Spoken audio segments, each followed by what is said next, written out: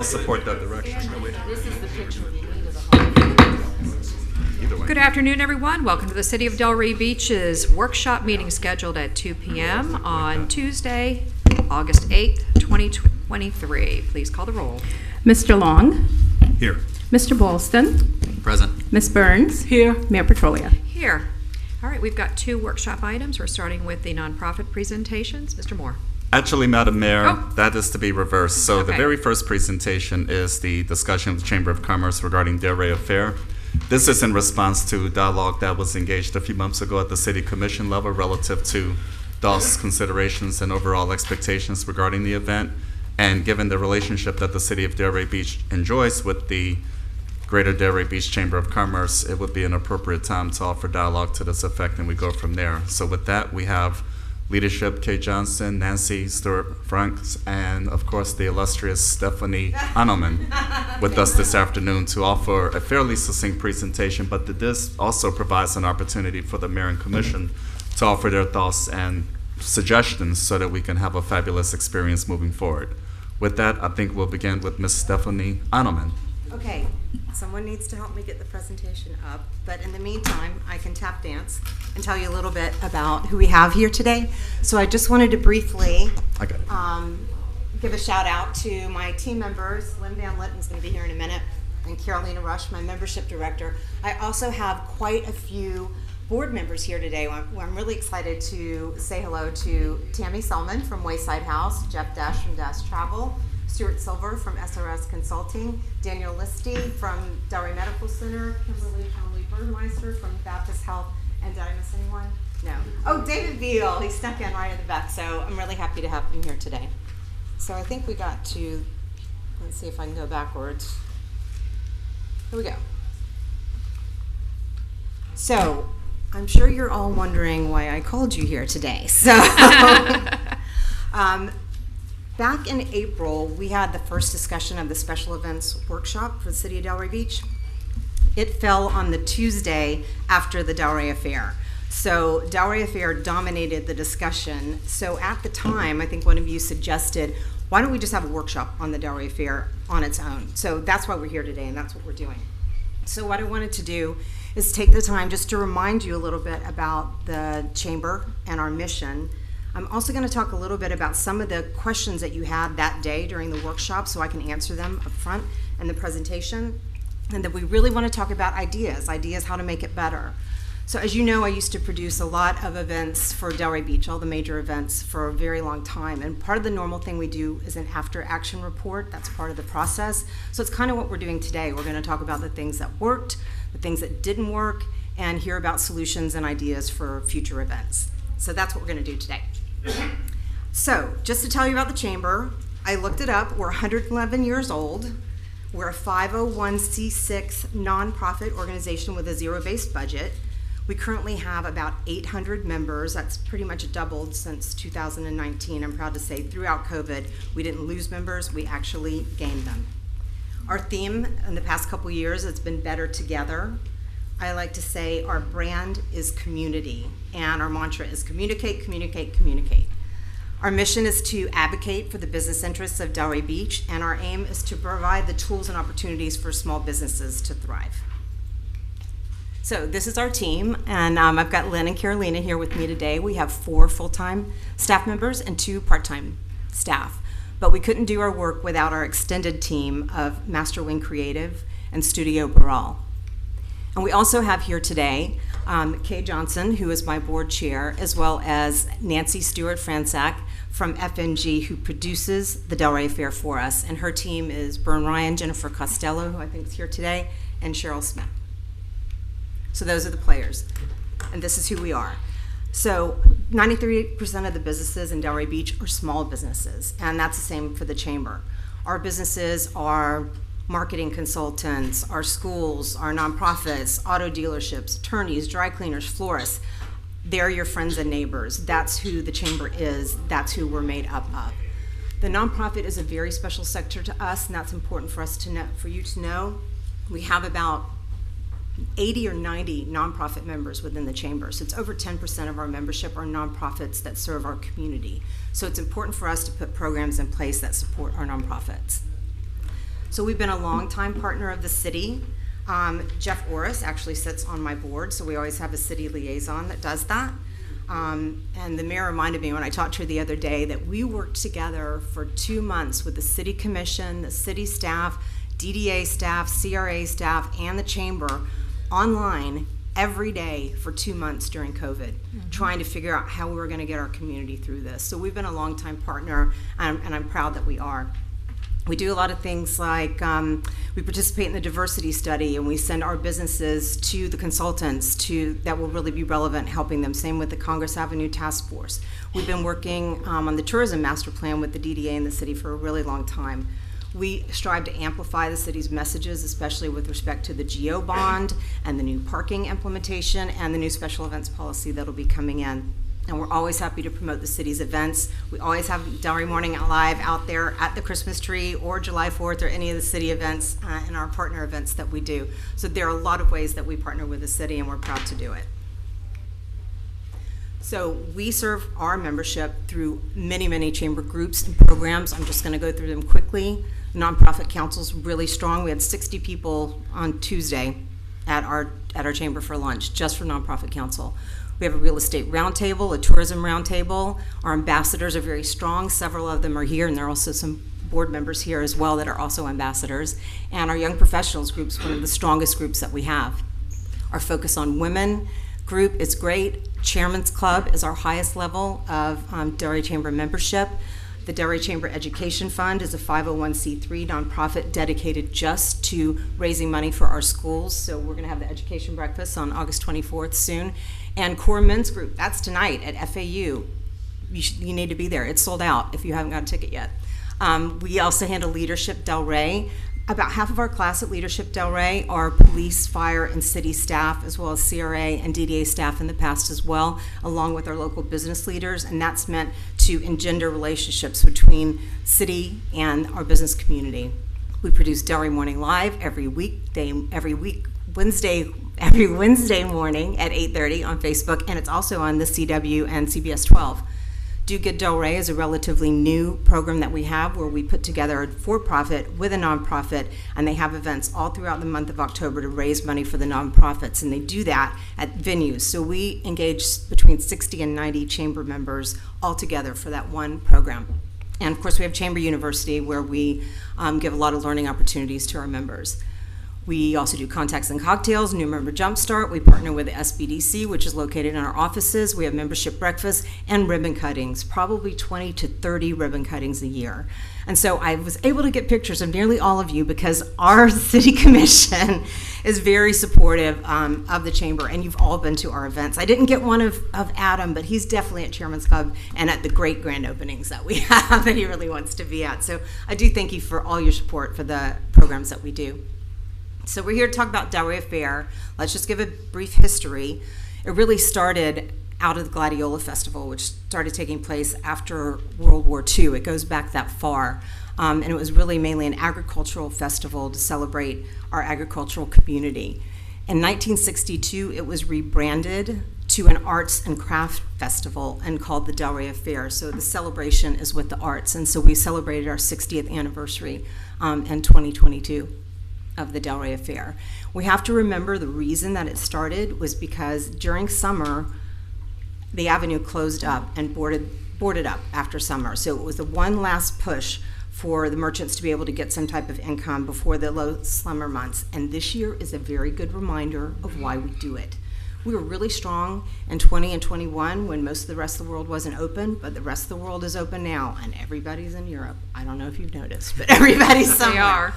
So this year was a really good reminder because summer's been really hard, actually, for the merchants and the restaurants and our businesses. So that little extra push that we had mid-April really helped them this year. And I'm sorry that we had to have that reminder, but it is important, and it maintains that it's still important.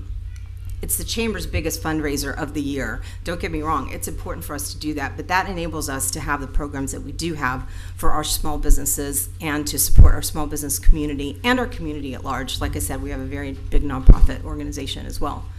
I want you to know a few things that are probably misconceptions, just so you're aware.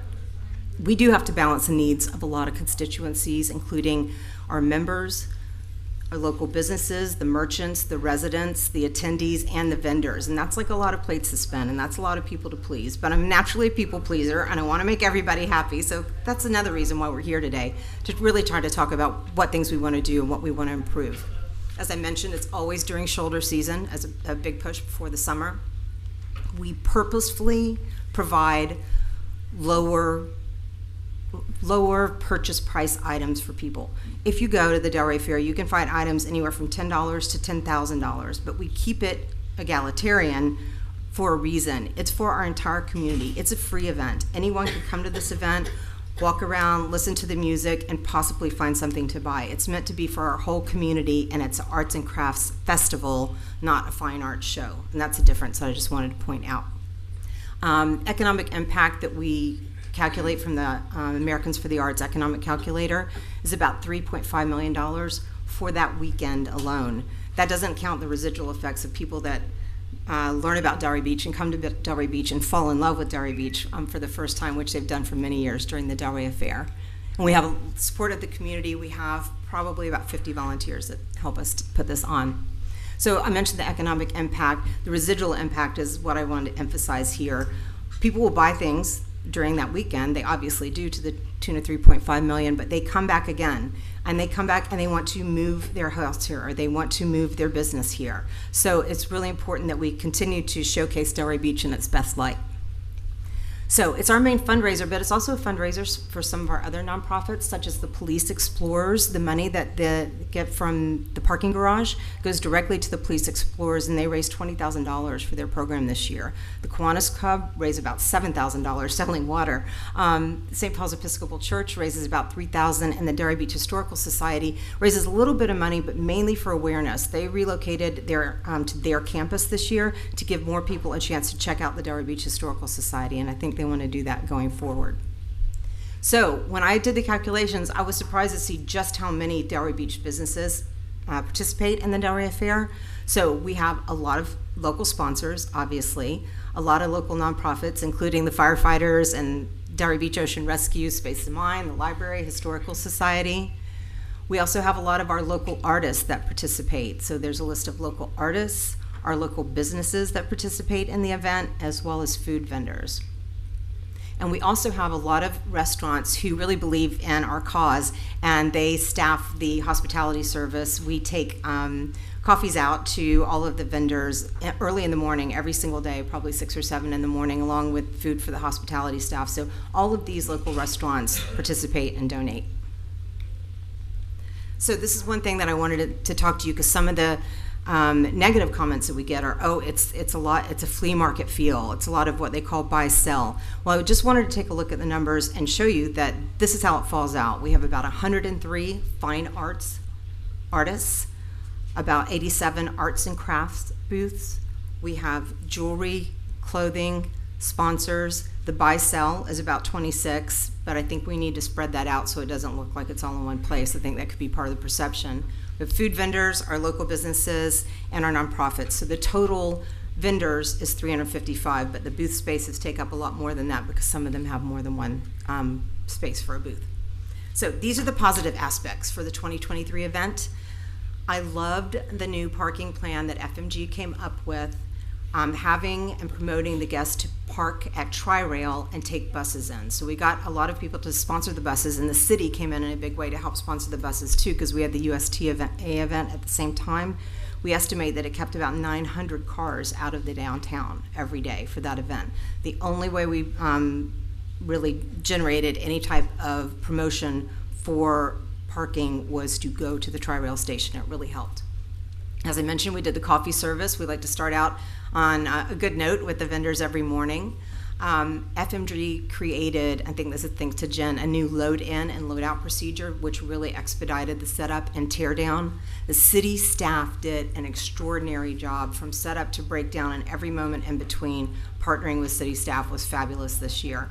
And it worked really well because we worked closely with the city staff and the USTA to try to ameliorate any issues that we had with the Billie Jean King Cup, and it turned out better than I could have hoped for. Also, the block captains, many of our board members are block captains for that whole weekend, and we had to work really closely with PD and Fire at their command center right during loadout because it had a big storm cell coming in. So we had to fan out everyone and talk to every single vendor to get them to load up and clear up a little bit early. And we got everybody out before the storm started, and that worked out well. We also get great feedback from our local partners and our sponsors, and I especially love it when we get handwritten notes, which we got from vendors, participants, and sponsors as well, which was really nice to have. But we do hear complaints, and that's what we're here to talk about today. So from some people, we heard that the music was too loud. I think the where the beer garden is near Tin Roof, and I think they were trying to outdo each other, so it did get a little loud at the time, so we have to address that. We hear too many buy-sell vendors, so we need to work out how we can do that to lessen that perception. One of the merchants on Atlantic Avenue came to a commission meeting and complained that this event really hurts her business. But they've since joined the chamber, which is very nice, and we did their ribbon cutting about 10 days ago, so we're definitely working closely with them to make sure that we can take care of any issues that they or any of the merchants have on Atlantic Avenue. We want them to be happy. And we did have one vendor that was unhappy because he didn't like his placement. But that is all. That's all I heard from this year. So this is what we really want to talk about, is suggestions for future events. And this is where we can talk about good stuff, and we're going to hand it over to you. I've heard from a few people that we'd like to do a juried art show that used to be done in the past, and it would be really nice to partner with the Cultural Council to be able to execute something like that. Reduce the amount of buy-sell, which I mentioned already. We need, I think, better signage. We used to have these big grids that we did, and it had huge signage up throughout the event. We may have to do something like that again, just to direct people. Where are the fine art vendors? Where are the restrooms? Where's the beer garden? Where is everything? And people need to know that. And we also want to print a basic map out to help direct people around the festival. We also got comments, could we provide more healthy, more upscale food items or food trucks? I'm always happy to look into that. Winnie really wants me to shut down Northeast First Street to extend it to the Historical Society, but we can't because that's the only access into the garage. But maybe there's a way we can extend the show to try to connect the Historical Society more. I want to figure out a way to do that.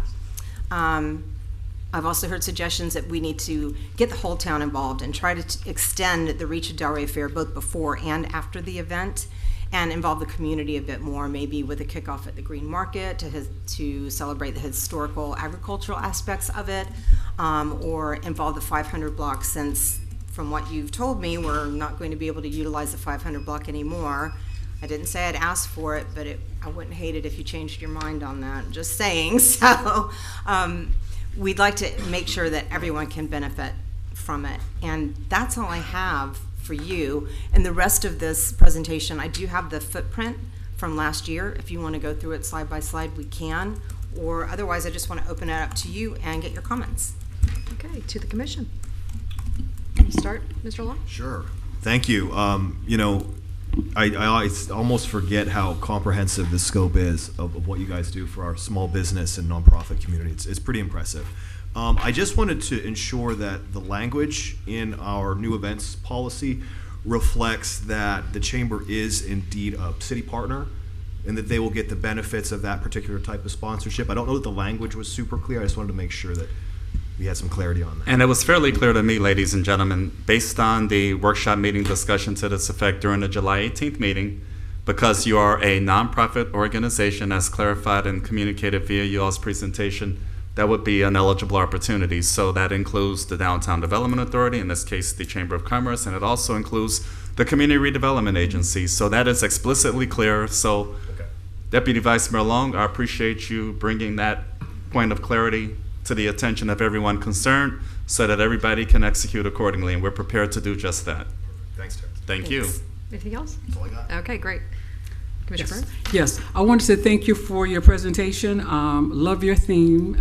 I wanted to thank you again, too, for your efforts into making sure that everyone is included. That is very important, and to make it a city-wide event, I appreciate that. Just wanted to ask one question about safety. I'm big on safety. I noticed that when we had the tennis event and the Delray Affair was occurring, we had some inclement weather, and people were directed to go to their cars, but many of them were parked at the Tri-Rail station. So is there a plan to partner with a city facility or somewhere where people could take temporary shelter, or is that part of your That's a brilliant suggestion. Nancy, do you know the answer to that? That was really not a part of the Del Rey affair. That was the event that happened the night before that the tennis tournament engaged the services of the luxury shuttle buses. So that was not anything that was a part of our planning. What we do with the Del Rey affair is we work in conjunction with law enforcement and fire at the command center. We meet with them on a daily basis. We talk about what are teardowns, they watch weather, and we make a plan. We have what's called a text alert system where all of our vendors' cell numbers are included, and we communicate with them throughout the day. So we can send out a blast message to all of them saying, we have a weather cell coming in, 30 minutes, this is what you do. I don't know about what happened that night. I heard a little bit about it, but that was really not a part of the Del Rey affair. But it's still important to know Yeah. what the plan is in case something that happens, regardless if it was done. So we really rely on police and fire and working with them at the command center to do that. But it doesn't hurt, especially with the way the weather's been lately and will continue to be probably for the foreseeable future, that we probably we do have a text alert system for the vendors, but for the attendees, we need to figure out how to talk to them. So that's a really good point. I'll put Thank that you. down. Any more? Okay, very good. So first, thank you for taking that time at the beginning. You specifically, Stephanie, but also your board members here. You're not real big on patting yourselves on the back, and you probably should be a little bit more because you deserve it. And just having that little recap there to remind all of us of how much you guys do in the community, I think is important. And Del Rey Affair and the history of Del Rey Affair.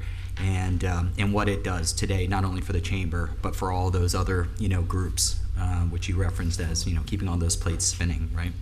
One of the many surprises that I've had in this position is that Del Rey Affair, hundreds of thousands of people come. It's over 3 days, and I would expect to get a few emails about individuals with complaints, right? It would just be natural. I don't. Every single year, I'm shocked that I don't have any complaints. Even this year, when we had the two events happening at once, I had some people questioning it beforehand, like, oh my gosh. But not after, not post-event. I literally had zero, which is pretty phenomenal. In the small ones that you do have, it doesn't seem to be anything major, and it seems to be things that you're addressing. One of the things I did want to talk about, though, is it's just been a topic for a long time, has been the placement of the tents in front of retail and restaurant. Obviously, the blocks that have the tents down the middle, where you can look to the left or the right and see tents, and then you can look to the left or right and see the retail establishments or the restaurants, are ideal. And you've made changes over the years, and most of the blocks are like that, but not all the blocks. Right. I would be interested in setting a goal of, hey, for the future of Del Rey Affair, and within the next maybe 3 years, that we get to a point where there aren't any blocks that have tents backs, where people are walking in that very tight space in between where people are dining and shopping and the backs of tents. We've heard from downtown retailers about that. I think the DDA has chimed in on that in the past, and I just think the quality of event and safety as a whole, it would be beneficial. Obviously, that might mean that we need to stretch down Swinton. We might need to stretch down Fifth, to make sure that we are able to have the same amount of vendors that we've always had at the Del Rey Affair. And I think we'd be flexible in that. But I think that should be a goal. You're really close with some changes over the last few years, and I think you maybe have a block or two left. And I think that would be really important for us to figure out together. You and me both. I really want to do that because I don't want to get the complaints and the difficulties that we have. Like I said, I'm a people pleaser. I really want to do my best to make people happy. It's tricky, but I think that we could make some tweaks, even for the one that's coming up in 6 or 7 months now. Right now, the ones that have double tents are from Swinton to the railroad tracks. For the rest of it, it doesn't. And then we've been moving more and more west. We have double row tents there, but it doesn't block anyone. And that's proved, actually, we didn't want to do it in the first place, but the vendors actually love it because that's where the buses dump out and everybody goes through that area. So we're moving it a little more west and west. So there are probably ways that we can tweak it for the next one. But I was talking to Nancy and I talked to my team a little bit, and we'd love to reimagine the footprint of the Del Rey Affair in different ways. Like I said, moving it down Swinton some more. I'd love to utilize the pavilion and have that area for the beer garden, food, and the entertainment. However, there are problems. It's not shaded, and it has to be shaded, and there's not a lot of electrical hookups. So there's some logistical issues that make that not as easy of a fix as it would like to be. But I remember back in the day, we used to have a big tent from the time we did the Christmas tree lighting almost to the Delray Fair that covered the whole area in front of the pavilion. And maybe that's something that we can work with the partners, with the city and the CRA and the DDA and the chamber, to try to get that up during season, because it's great for inclement weather. Sure. It's even better because it's hot all the time now. It would be nicer to have events there. It'd be nicer for the people that attend. So that's like an idea that I was hoping that we could all work together on. It will take a minute to do that, but that'd be something we'd like to do. Also in 2025, Sunday Village will be open, and we'd love to utilize that space that they're going to have that walks through there, and maybe put some of the activities, or maybe the fine art show could go through there. So plenty of things that we could do. 2025, we could totally reimagine it. 2024, we can tweak it and try to make it better. Sure. Okay. Well, I think that's something, like I said, it's that would be a collaborative effort. And then speaking of collaborative efforts, you mentioned kind of extending, Delray Fair before the 100,000 people or more pour into our city. How can we celebrate Delray Fair? How can we talk about the history of Delray Fair? How can all the organizations get involved? How can all the businesses get involved and have events around that time? Kind of extending it not just for the visitors, but more extending it for all of us here. And we could be a partner. We can be a partner in that, and just putting that communication out there about Delray Fair, so that we're all excited. That time, that time of year. So I think that's a great idea, and we would love to be part of that. And that's it. That's all I have. Thank you, Vice Mayor. First of all, thank you so much for meeting with me also, Stephanie. I really appreciate it. We go way back, and even before you were in the position that you were in, you were actually with the Marketing Cooperative, I believe it was. And we worked together on that, because I was the liaison back in the day when we had liaisons. And I begged you to come to do what you're doing, and you've done an excellent job. I have to tell you, your chamber has moved into where your numbers are really going off the charts, comparatively speaking. When there was a point in time where there was it was really going down with the chamber numbers. So you've done a great job, and I love your groups too. I'm glad you went through all the different ones that you've got: the nonprofit, the women's group, the men's group, the business groups, all of that. It's really great because it does tie everything together. And one of the things that I think that you and I had conversations about years and years ago is just pulling everything together and becoming more cohesive with a group. And I think that you've done a great job in doing that and becoming a true partner with the city.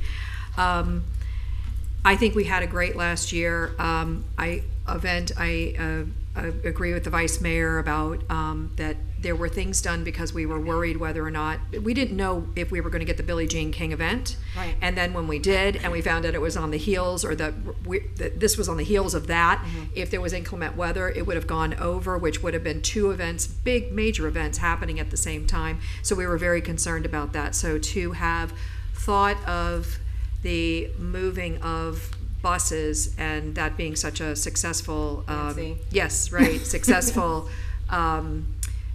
part of that is phenomenal, and that was really great. And I hope you guys continue to do that. We will. And in addition to that, we also our staff was downtown making sure that there were people directing where to go to the parking. So that wouldn't have necessarily normally been there, but it was because we were concerned about the overwhelming number of people coming in at the exact same time for two separate events.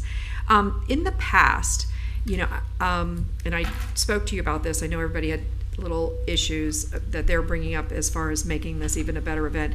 You used to be able to get online and find out if certain people were coming and where they would be. Like there was spots, you could say, okay, that particular craft group is going to be at tent number 112, and on a map you could find tent number 112 and go to it, so that you didn't necessarily have to go up and down. I don't know if that's easy or it was difficult, but anyway, it was very convenient, and I know that it was kind of interesting because we could look at, as a person who goes to the event, could look at it and see who was going to be there and where I wanted to go. So I didn't necessarily have to go the whole the entire thing to find who I was really looking for. So just an idea. I don't know if it's even something that's possible anymore, but it was really kind of convenient. A QR code would help with that, Yeah. so we could at least list them. I have to let you know that the vendor placement changes up Yeah, to I the know. Well, that's what you minute. were saying.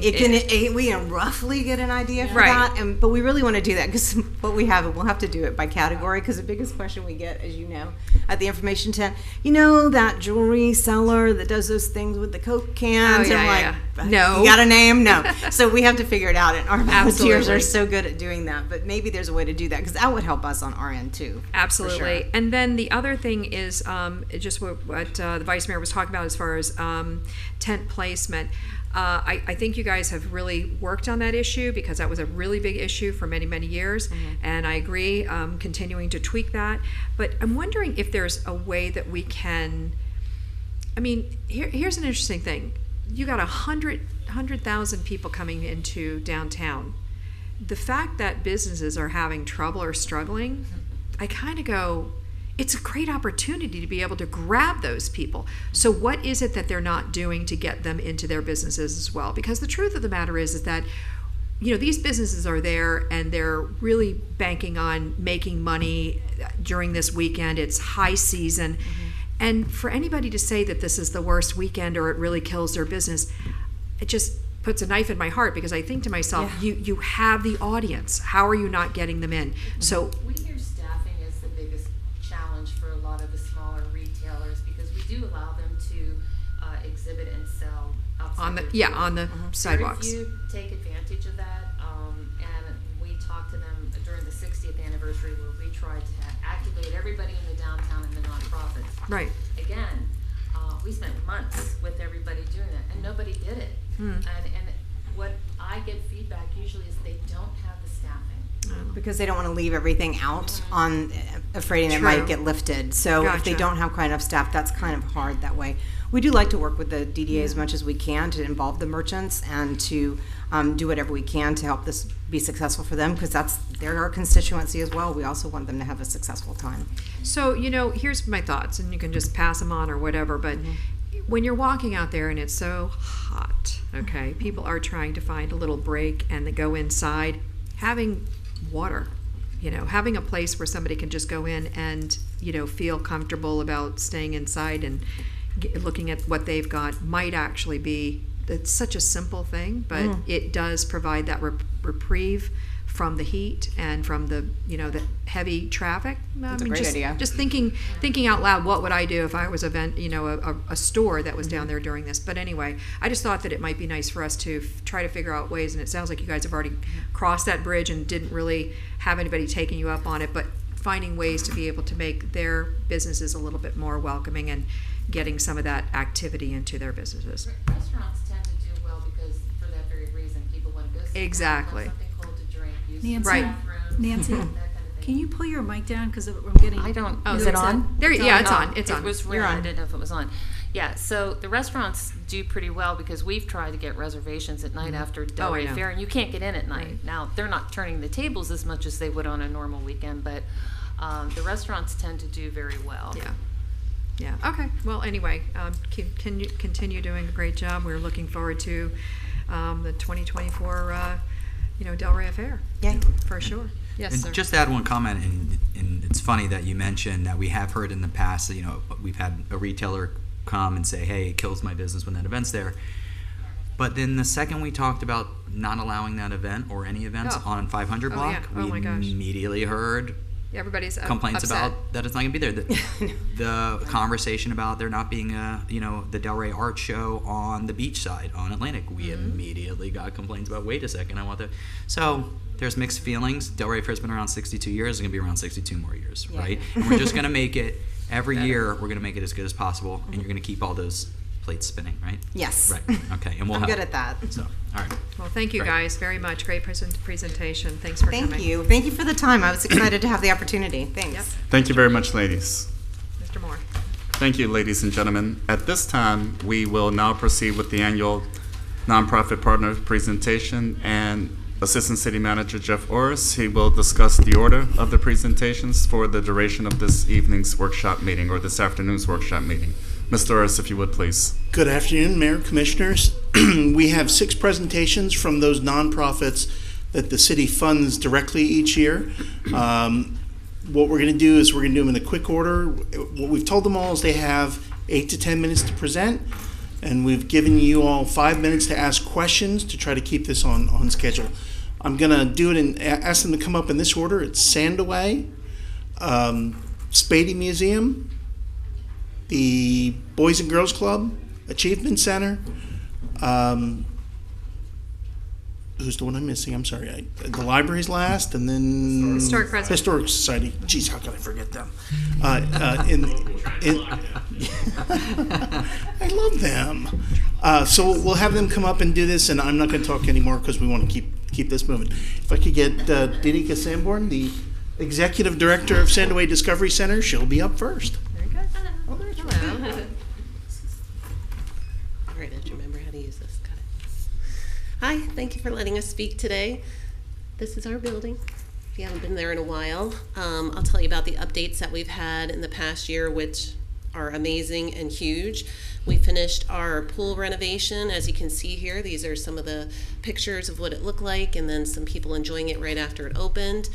So we had to empty out the whole pool, find homes for the sharks, which went to Moat Marine Lab. We repainted it, did recoping.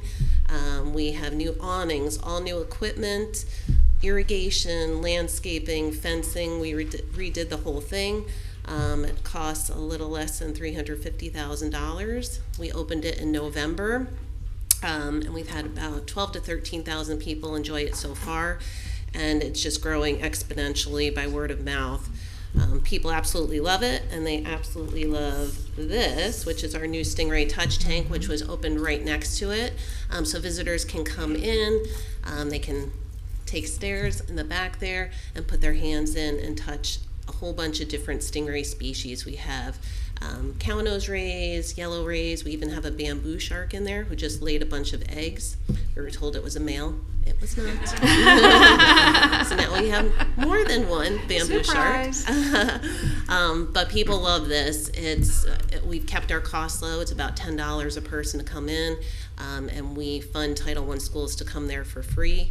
And to touch a stingray is just an amazing experience for visitors and students alike from the area. So we're very proud of this. And also all the stingers have been surgically removed. We have a very fantastic new vet that does that under local anesthesia, so no pain there Nice. for any of the people.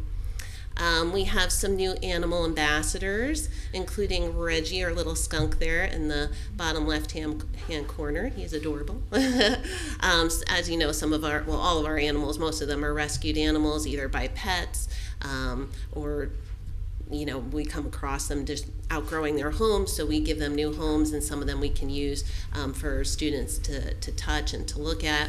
Other animals like Crystal, you can't touch him. That's our macaw there. He has a very big beak, and he doesn't like people touching him, but at least people can learn about those animals in our facility. And it's really nice. We have some turnover, but most of these animals stay with us for a long period of time. So our educational programs, we've been doing a wonderful job with those. We've seen about 5,791 students through the last year alone. Our curriculum has been approved through the Palm Beach County Schools on their free busing list for the past 10 years and will continue to do so. And we've reached over about 16,000 visitors this past year and hopefully more this year. Now that we're coming out of that COVID, we've increased tenfold with people visiting our center again, which is really exciting. We have a partnership with the Jim Moran Foundation where we go to 5 local aftercares throughout the year, and we brought educational animals and all sorts of fun activities for them for 882 underserved students. So we do 8 classes for them. This was something that we started in COVID and they really, really loved, so we continued to do it afterwards to places like the Achievement Center, Fuller Center, Guatemalan Mayan Center, Paul's Place, and each week we come out and it's something exciting that they can learn about. The JM Foundation also gives an educational book to each participant that is involved in those programs. For the past 2 years, we've partnered with Roots and Wings. This year, we've went to 5 different schools. We were their reward for literacy. Roots and Wings practices literacy with these children, and they wanted to give them a reward for doing so well. So Sandaway went out and did free programs for them at their school. So we went to Village Academy, Plumosa, Cross Point, Freedom Shores, and Coral Sunset Elementary this year. We taught 100 preschool children the importance of environmental education through our Discovery Series program. This is for kids aged 3 to 5, so it's very mommy and me-ish. They come in, we read stories, we do crafts, and they get to touch animals. We ran a successful service learning program with help from DHL Express for 34 young adults. And on the right is pictured Samaya Wells. She has been with us this summer. She's amazing. She's with the EJS program. They teach mentorship and volunteerism and real world skills, and that's what we also taught her. So they work for the summer someplace, and she was our worker from EJS, and we taught her how to handle animals, how to talk to the public. And she wrote this really great not little essay, but little letter to us about her experience. And at the end it says, Sandaway made me feel special and important within a week. Everyone is great. I'm so happy. This was my first job volunteer experience. They're the best. We really liked having her, and we saw her growth in just the short amount of time that she was there. So we hope this program continues moving forward. We hired 2 new full-time employees. Suzanne Williamson, she's from American Heritage. She's our new Director of Education. And our Aquarius, Adriana, she's been with us for a year now, working 20 hours a week, but now that we're increasing our tanks and our animals, she's now there full-time. We helped with the City of Delray Beach for the criteria for the Blue Flag designation, so we'll take care of the educational aspect of this really tremendous. I can't believe you guys have to do it every year. There's a lot of criteria to fill, and we're happy to help out with the educational aspect of that. We ran 2 successful beach cleanups in partnership with the City of Delray Beach. We had about 188 volunteers for both of those, and cleaned up hundreds of pounds of waste from our beaches, including lots of microplastics. We organized a highly successful fundraising event called Muscle on the Beach, which resulted in about $17,000 being brought in for Sandaway House. We're planning to do that again this year, and hopefully it'll be an annual event. If you haven't been, our butterfly gardens they're amazing. We have 2 very amazing volunteers that work out there, sometimes 8 hours a day in this heat. I don't know how they do it. It's very impressive what they've done. They've made pathways. They have a lot of native plants. We have about 8 to 10 different species of native butterflies, and they just keep adding on and keeping it an awesome little nook for people to look in. And some upcoming projects for this coming year. We're doing a perimeter fence around the whole building. This way everything there will be more protected. We're also updating our generator, and that should be done this Monday, not too soon. Hopefully no hurricanes between now and then. And we're redesigning our shark room. So we redid the floor. We have shark decals there, and we have 2 500-gallon aquariums that are being installed as we speak, and those will hold new shark species there at Sandaway. And we wanted to thank you guys for always being supportive of Sandaway. We love being here and helping out the community, and if you have any questions, just let me know. Thank you. To the commission. Go ahead. Well, I let my daughters know that I'd be getting a presentation from their favorite place, and they gave me a long list of questions. All of them are about butterflies, so okay. I'll probably just send those to you. No, my only question, and my question is, this is going to be for all the nonprofits, and you can either answer it today or in a follow-up, which is, how can we help you? And it's kind of a short-term, long-term. What are some short-term things that you want us to prioritize, and then long-term, what are some goals that we can help you with? We would like to be more involved with any environmental aspect there. We would, right now, we currently help out with excavations and sea turtle releases. I don't know if there's a way that we can progress to maybe doing hatchling releases. I think that would be really good for Delray Beach, since there's an overflow with Gumbo Limbo and Loggerhead being so far away. We've tried on our own with FWC, and they say because we're so close to Gumbo Limbo, they don't really need another drop-off spot. But if there was a way that maybe we got support from community members or people such as yourself that could kind of push them in that direction, because I think that's a great program to have here. It's Love really that. vital. Great.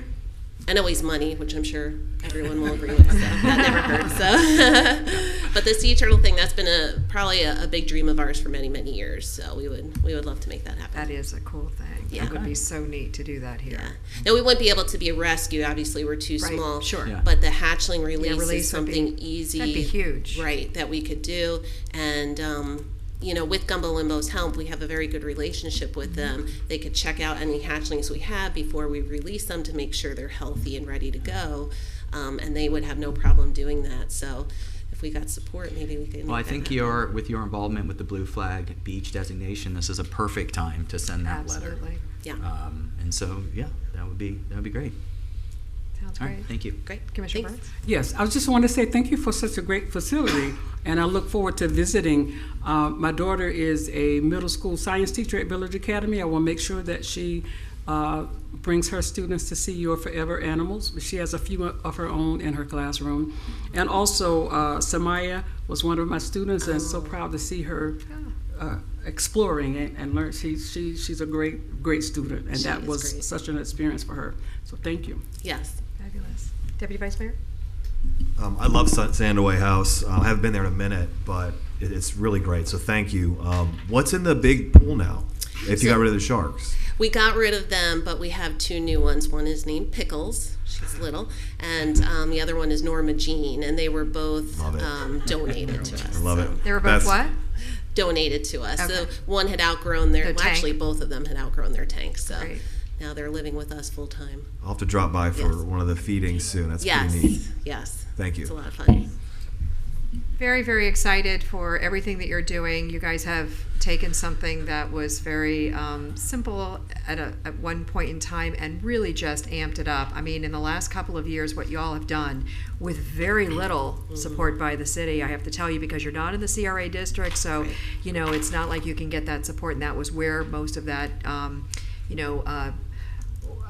partnership, line item partnership was coming in. So you all have done a lot with so little, and congratulations on that. Thank you. I was glad that we saw an increase last year that we were able to give, and hopefully that'll continue this year on our budget.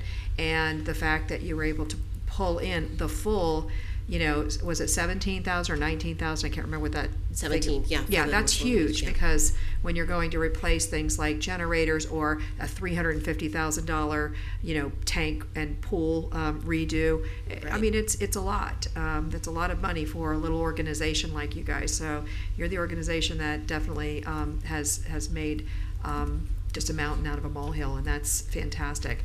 The fact that you reach so many students and touch so many lives with what you're doing also is just, it's amazing. And I just have to say, I give you a lot of credit for what you guys are doing. You're our, you know, Gumbo Limbo, so to speak, in Delray Beach. And it's amazing that a small town, you know, 16 square miles, has a facility like this. It really is. Very few can ever say that, and we can. And that's because of what you guys are doing. So keep doing it, and we'll do whatever we can to help you Thank to you. be able to raise the funds that you need in order to be able to make your organization that much better in future years for future generations to enjoy. So thank you. Thank you. All right. Anything else? No? No. All right. Thank you. Mr. Orris? Who's up next? Anything I would else? like to also add that Jedi Bowens, our education coordinator, and I recently went out to Discovery Center to talk about how we can complement what they're doing and get the word out about their facility. And we'll be visiting with some of the other nonprofits to do the same in the near future. Next up, you have Charlene Farrington, the Executive Director of the Spady Cultural Heritage Museum. Great. Miss Charlie. Hi, good afternoon, Good to see you. everyone. I'm Charlene Farrington, Executive Director of the Spady Cultural Heritage Museum. I'm grateful for being in that position and also for the opportunity to share our accomplishments with you. I created this presentation so that it doesn't really require an additional narrative from me. So I'm not going to read the slides to you, but I will insert some comments here and there on each slide. And I also will post this presentation on our website if you need to circle back. Our objectives are to preserve the history of the African diaspora in Delray and Palm Beach County and to educate about it. So as you will note, the Spady Museum's objectives are specifically aligned with the expectations of the city of Delray Beach. And speaking of those expectations, on top of being good stewards, obviously, of the resources that you entrust to us, you have asked us to manage and operate the Spady Museum, keep it open on a regular schedule year-round, provide tours and educational programs, host exhibits, host an annual MLK breakfast, and host community forums. Our partners are critical to our success, and we are grateful for the support that we have for these programs and other programs that we do. In this presentation, our accomplishments are grouped into 4 categories: ongoing and annual programs and events, workshops and forums, collaborations, and special projects. Among our regularly scheduled activities, as you see here, please note that our newest event in the list, called the Delray Beach Family Affair. This event kicks off Emancipation Season, which begins May 20th, which is in celebration of Florida's Emancipation Day, and ends June 19th, or Juneteenth, which recognizes Texas's Emancipation Day. Our workshops and forums are scheduled on dates that are significant to our audiences, but our 2 regularly scheduled programs are the Sankofa Study Group, and the Sankofa Study Group, by the way, meets every last Saturday of the month, and Sip and See with Spady, which meets every last Tuesday of each month. Schools are on a separate slide, just because I ran out of space on the previous slide. Collaborations are key. These are the programs that we plan and host with other entities and organizations. They don't always happen at the Spady Museum, but they always include Delray Beach history. Collaborations that occur off-site are successful in drawing visitors to Delray Beach and to the Spady Museum, either immediately or even months later. In either case, these are people who would not have known about us were we not involved in the activity that they attended, and visitation supports preservation. Thought I'd try my hand in rhyming. We have always maintained a strong relationship with the school district. This is one way we develop working relationships with Palm Beach County teachers committed to teaching accurate American history. The Delray Beach Library is another great partner with a similar educational objective. Mrs. T is always a favorite with what I call the little bitty crowd.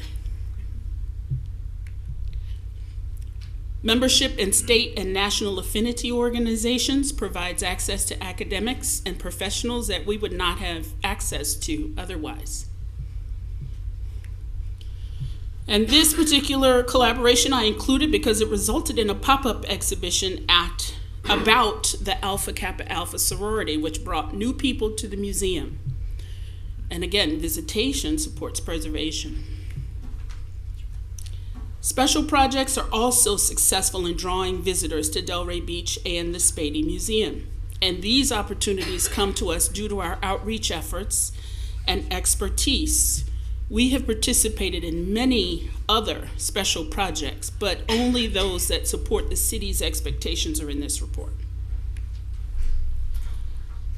Spady staff members have developed skills that assist special projects with fiduciary needs, grant making, exhibition creation, public speaking, educational programming, youth development, and project management, among other things. As mentioned before, membership in industry organizations allows Spady Museum staff to be connectors to resources for special projects in South Florida. All of this work brings people together and brings people to the Spady Museum in Delray Beach.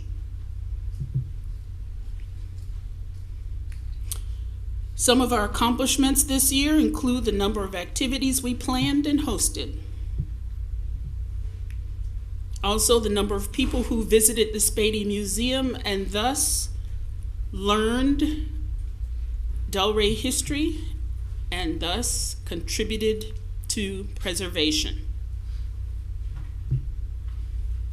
The Spady House, the Williams Cottage, formerly known as the Munnings Cottage, and Solomon David Spady are always part of our tour narrative. This year, we were able to mount 2 exhibitions and host 2 pop-up exhibits. And the difference between the two is, of course, exhibitions include museum programming and usually extends 3 months or more. Pop-ups usually are only involved in coming and seeing the exhibit, and usually last a month to 2 months. This particular exhibition tells the story of how our coastal communities formed, and this content is the most requested information from visitors and collaborators countywide. This exhibit, made from 8 oral histories of African Americans in Palm Beach County, collected by high school and college students around the county. The students were trained in professional oral history collection by Dr. Alicia Wynn, who is a local cultural anthropologist. This is one of Mr. Strong's last interviews that he gave. And this is the pop-up exhibit I mentioned earlier that brought in a swarm of pink and green clad ladies, many of whom have never visited the museum before. They were tickled pink with the exhibit. I'm sorry, I had to. I had to. That's a good one. Opening August 25th, Threshold will explore the rituals, beliefs, and legacy passed down through the generations from Africa to America.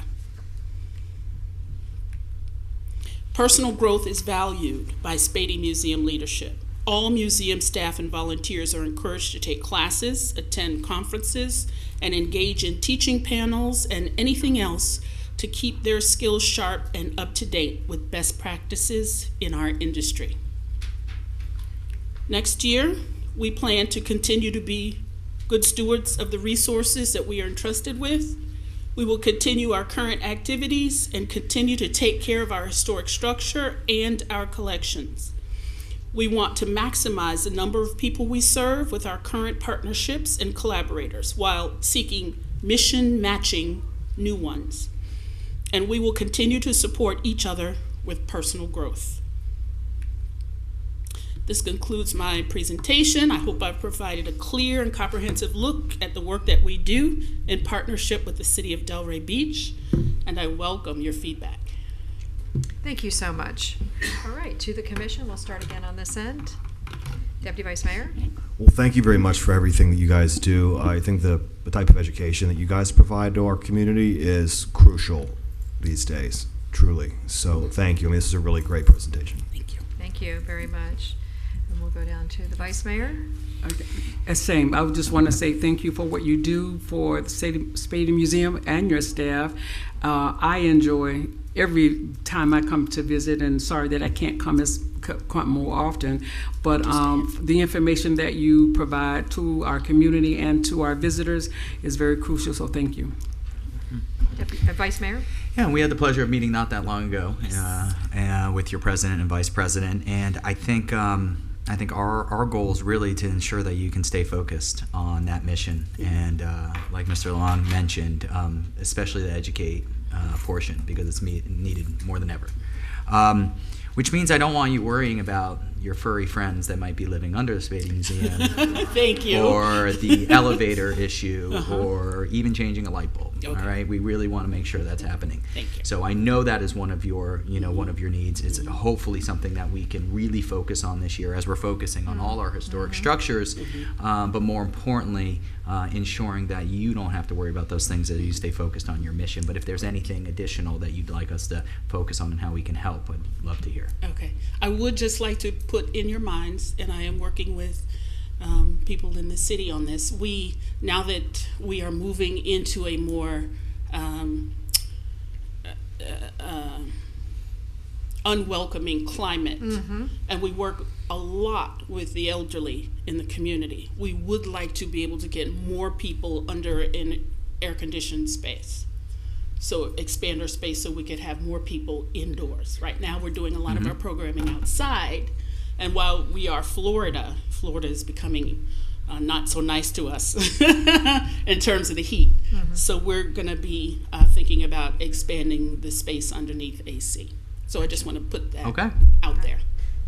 Great. Good, thank you. Thank you. You know, to have Spady here in Delray Beach is amazing. Again, like the Sandaway, but even more so because this is, you know, important to the history of everything that took place, you know, in Florida and beyond.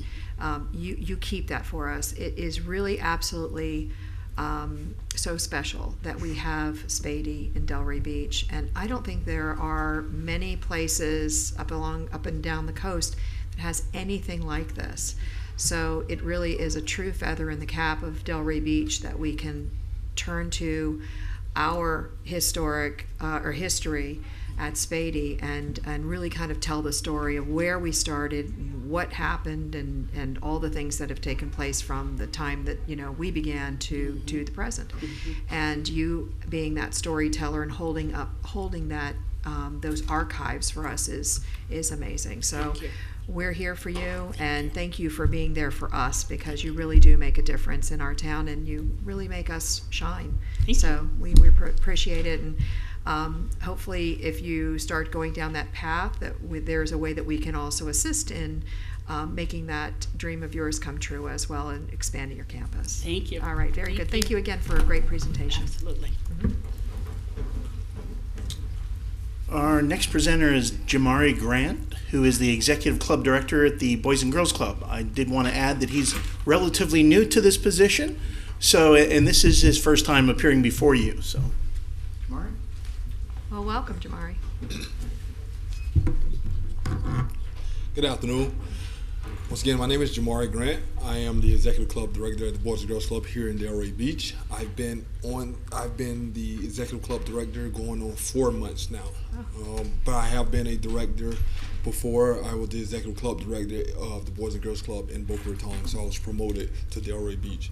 I wanted to first off say thank you for having me here. Sorry. So, the mission of the Boys and Girls Club Palm Beach County is to enable all young people, especially those who need us most, to reach their full potential as productive, caring, and responsible citizens. The vision is to provide a world-class experience that assures success is within reach of every young person that walks through the doors, with all members on track to graduate from high school with a plan for the future, demonstrating good character, citizenship, and living a healthy lifestyle. Community impact. As long as I've been the club director at the Boys and Girls Club, our community impact is to maintain a clean, well-organized, safe, and orderly environment for our youth to prosper and thrive. This is super essential to their everyday living, and sometimes this is the only safe place that kids find. This is the only safe place that kids have to go. Providing our members a world-class experience in multiple enrichment programs free of charge.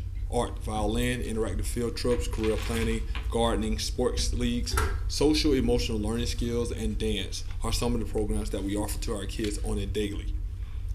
Our members also receive free USDA approved meals for snack and supper each day in aftercare. During the summer, members are provided 2 quality meals as well. Providing the parents of our members with a voice and a network opportunity to get to know one another within their community. Also, parents are aware that their kids are in a trusted and secure place while they're at work. We have at the Boys and Girls Club in Delray Beach, with members and parents, we just have very little expectations. Parents are required to send their kids to the club prepared to adhere to club rules, policies, and expectations. Parents are also encouraged to respect the decisions that stem from leadership as it is concerning their children and their disciplinary action.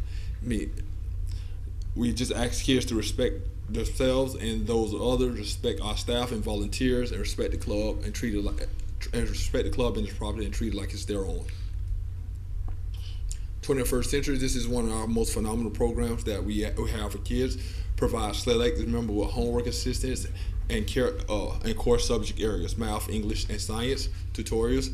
Homework and tutorial assistance is provided for 20 minutes Monday through Thursday. On Friday, we have an enrichment program that specifies in group projects.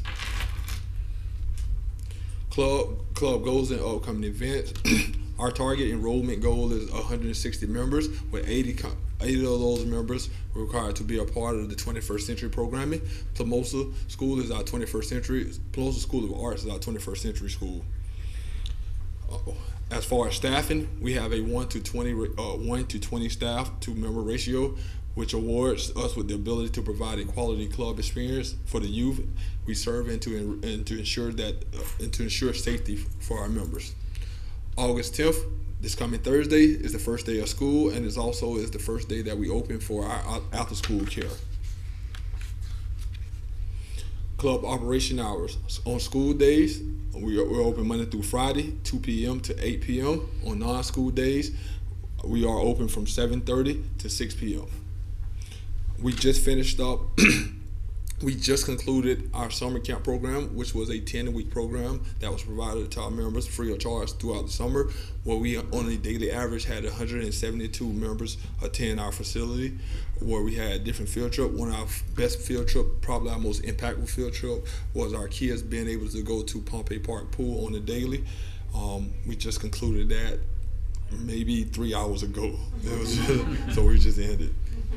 So, questions? Thank you so much. All right, to the commission, we'll start with the vice mayor. So what I've realized in this position, and we talk about wanting better schools a lot, but really the end result is that we want better people, right? And we want to be able to support our youth.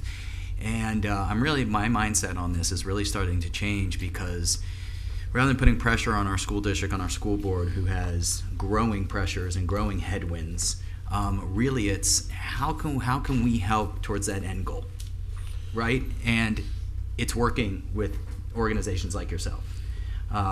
So with that change in my mindset, I am looking at the organizations that are helping our youth outside of our schools, and how can we support them and how can we help them. So I would love to really hear your thoughts on that. In my experience, it's just giving it notoriety. A lot of people don't even know the Boys and Girls Club here exists in Delray Beach. We're right there between Atlantic and Linton, right in front of the village. So when I introduce myself or say someone that, hey, I'm part of the Boys and Girls Club, they be like, I heard of the Boys and Girls Club, but I didn't know one existed here. For me, it would be like, hey, right there on Atlantic, if there can be a sign just pointing like, here, Boys and Girls Club this way, this would be super helpful for us, and even for those in the community to know that here's a place that you can go, that you can entrust your child to go, where they would be safe and they have a great experience that's outside of school, where they could participate in things that not are always school related, not always just that babysit format, but somewhere they can have fun. And with our kids today, where they struggle to socialize and even struggle sometimes to meet new friends, this is an opportunity to be in an environment where everyone is alike, and that those issues can be dissolved. Okay. Yeah, you're right. You guys are kind of hidden back there. And if there's an opportunity for maybe us to help, and maybe it is a sign on Atlantic, or maybe it's featuring your services in our communications. But I didn't know that was an opportunity for you guys. I mean, I know where it is, so that's really good feedback. Thank you. Not a problem. Commissioner Burns? Yes. Having been teaching at Village Academy for 22 years, I knew that you were back there. And it is a safe place for students to go between after school hours and before parents come home. I saw that your goal was 160. Yes. So how close are you to your goal for the regular?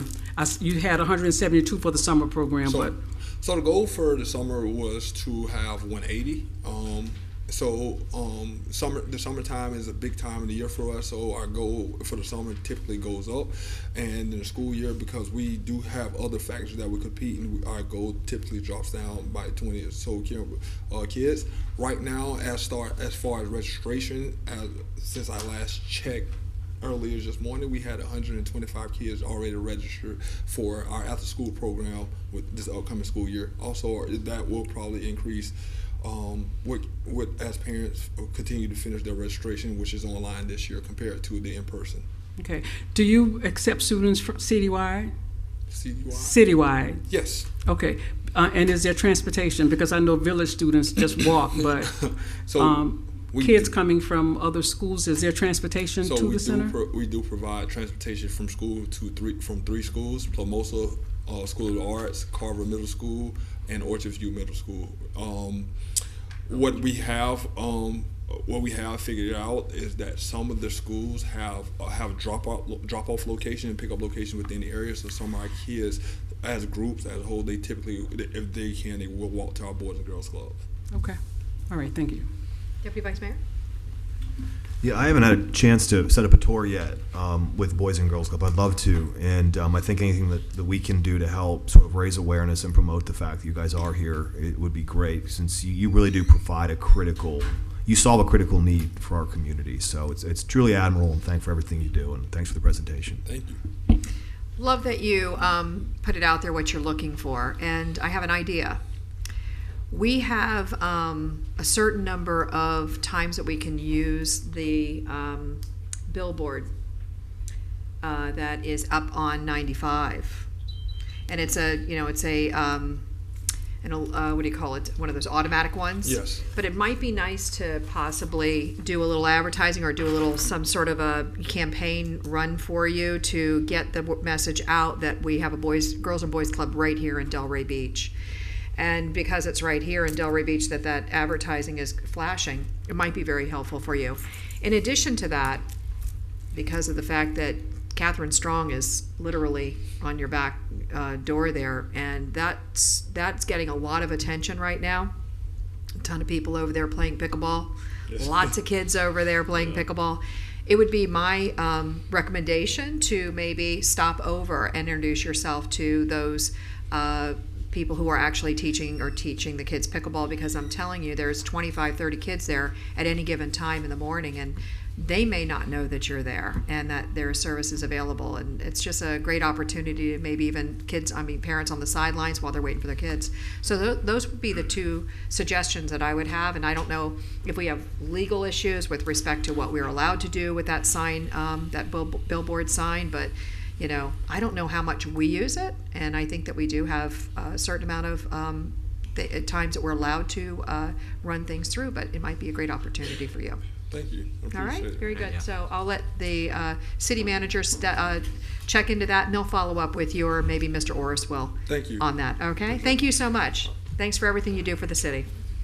Mr. Orris, who's next? Next up. Library? No, No. they're going to be last. Achievement. Actually, presenting to you is Adama Dusil, who's the CEO over there at the Achievement Center. So. All right. Thank you. And I have to give a special thanks to Jeff. He's been such a great guide. This is my first time up, so as he introduced me, my name is Adama Dusil. I am the new CEO for the Achievement Centers for Children and Families. I'm here in the great city of Delray Beach. And I just want to thank first all of the commissioners in the city for their support. We have over 30 years plus of support from the commission and the city. And it's been really a great opportunity for me to step into this position and to really know how closely intertwined the Achievement Center and the city has been, and the relationship and what it's done for us so far. So we can advance. Thank you. Oh, got it. So our mission is to nurture a collaborative community where children are inspired to reach their full potential and families serve as the foundation of the growth. So we have been in the Delray Beach community now for over 54 years, serving children and families, founded through a partnership with First Pres and by some local women that saw the need for working parents to have steady childcare. And since then, as the slide shows, we really have evolved. We have now a large campus, early learning programs, and straight through programs for high schoolers. And over the past 4 years, we actually now undergird those programs with a family support program that helps to look at the social, emotional, and behavioral needs of not only the children, but also the families. So again, our main campus is at the Nancy Hurd campus, located right off of Lake Ida. And then we also have partnerships with the school districts that allow us to be at both Village Academy and Pine Grove Academy. And we pick up throughout the day at other local schools. So, no problem. So as a part of the experience that the families get with us, we do provide meals. We have a kitchen staff featured in the middle that you can see Bert and Phil there that make sure that the kids have healthy snacks. And most importantly, we serve a supper or dinner meal. And as most working parents would know, that meal is so vital to the health of the children, but also to ensure that families get that special time with their kids when they get home and don't have to worry about preparing a full meal. And the meals that we prepare meet and exceed national food standards. So in addition to that, we provide ongoing academic support, and that includes tutors that come in on a regular basis. And a lot of our tutors are volunteer-based, so we engage the support of our local community to make sure that the kids have what they need. We have, as you see, the students there, a full-service technology lab that we use throughout the year. We, during the school year, do in-house field trips with educational learning opportunities. And then during the summer, the kids actually travel almost every week to an off-site location, be it our local zoo or a local water attraction, to the movies. And we have, since post-COVID, been able to reinitiate some of our arts programs, including our drumline and dance programs. And those numbers are increasingly growing. And as I mentioned before, we have a family support program.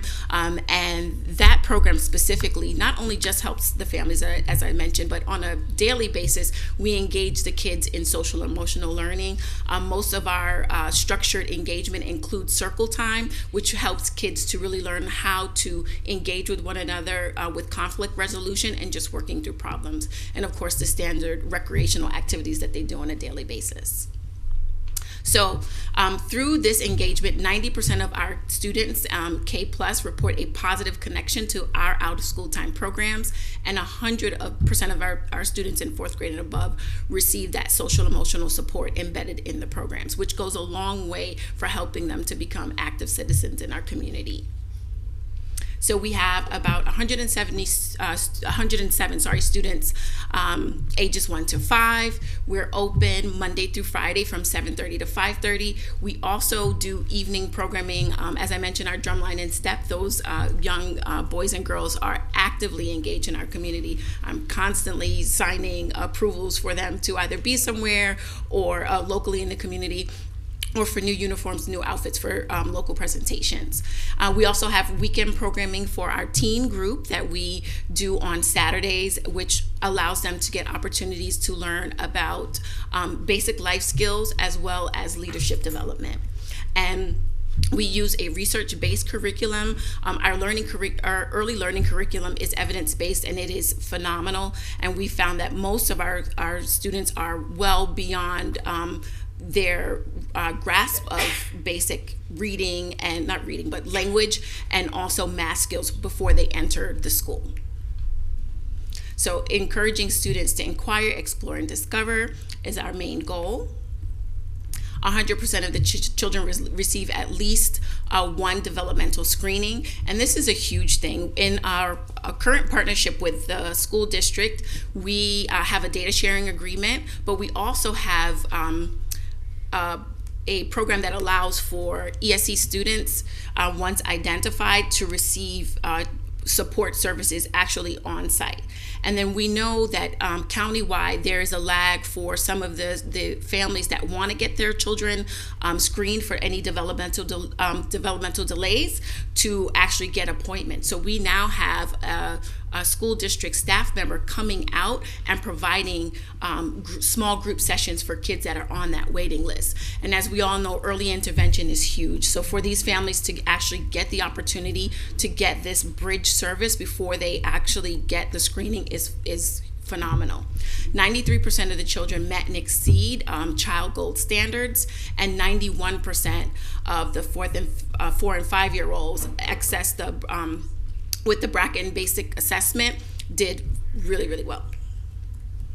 So we are NACCE accredited, and that's the highest level of accreditation. And we have held that accreditation since 1995. We went up for reaccreditation last year, and we were able to be very successful with that.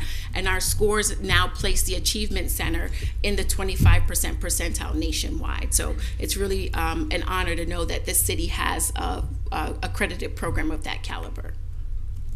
Again, our teen programs, we actively have over 50 teens enrolled, and they get an opportunity to be with us in the evening, exploring career development, helping them with their academic supports. And as you guys all know, that social emotional support and developmental opportunities is huge at this stage and age.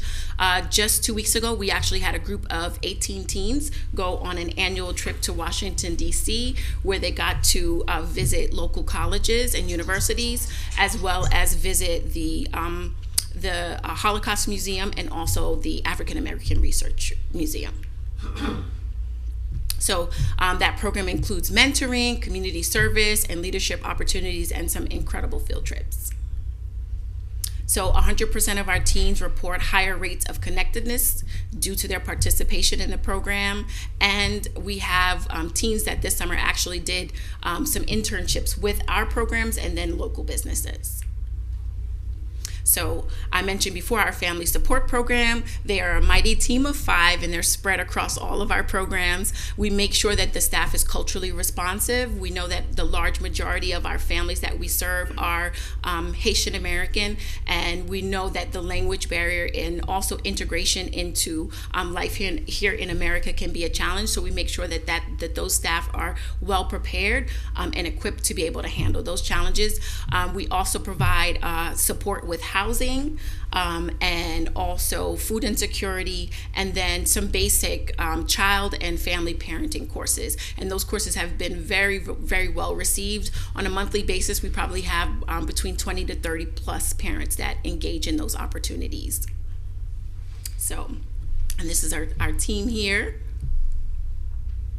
And we also work with Families First and have clinical staff on site. So if we find that children are having any issues that go beyond the level that our staff is trained, we work with them to make sure that they get on-site care. And if we need to, we do referrals to clinical level professionals to help the families out. And it's great that they have that loving and nurturing relationship with our staff, our family support staff, that they see on a regular basis, and it opens up the opportunity for them to continue. So we have great engagement. And then for our community partners, we do annual fundraising, including the Witches Ride, our cornhole event, pickleball, as everyone mentioned, and some golf tournaments. We participate in the annual festival. We do a back to school giveaway, a Juneteenth celebration, which we were a critical part of this year. And most notably, the commission approved for new signage to go in the SET community, and our steppers were a part of that engagement. So we have a really close relationship also with the police and fire department. So our community impact here, helping to teach future leaders and connecting children with their community. So with this, I will say thank you. Thank you so much. You're welcome. Deputy Vice Mayor, anything? This is a really impressive operation, and the scale of it is really, really incredible. And I just want to thank you for everything that you guys do. It's a vital part of our community. You guys have clearly tailor-made this for Delray Beach over many years. It's obvious.